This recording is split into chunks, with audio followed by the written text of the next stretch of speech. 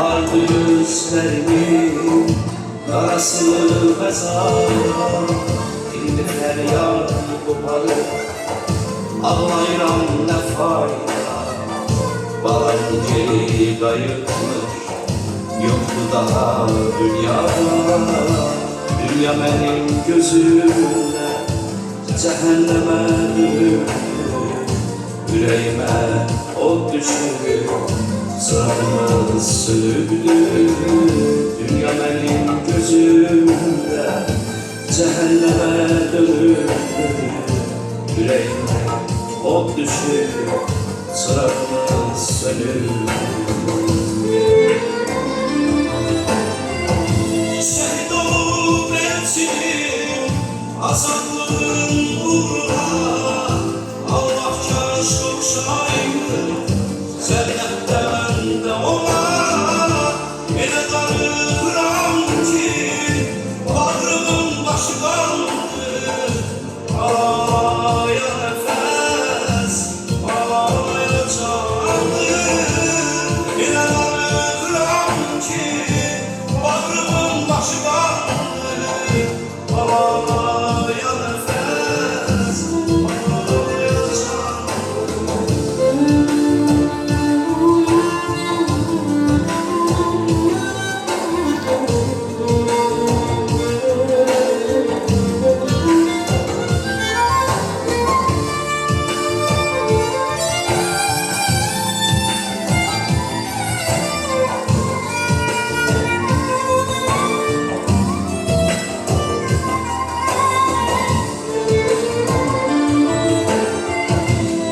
Gelmiş nefesim, o da küsüldü benden. Saçlarım beyazlaşır, olurdu o da benden. Ben balamı istemem, cennet kokan balamı. Kaydım geri gelsin, veremem bu dünyamı. Bir feryat koparıp ağlayıram ne fayda. Balam geri kayıpmış, yoktu daha dünyada. Dünya benim gözümde cehenneme dönüktü. Yüreğime ot düşüp sırrımız sönüktü.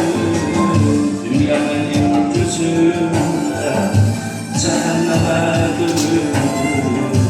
Yüreğime ot düşüp sıramız sönüp. Şehit olup elçinin azadlığın uğruna Allah kaş okşaydı cennette bende ona. Yine darıram ki bağrımın başı kandı, ağlaya nefes, ağlaya candı. Yine darıram ki bağrımın başı kandı, ağlaya nefes, ağlaya candı.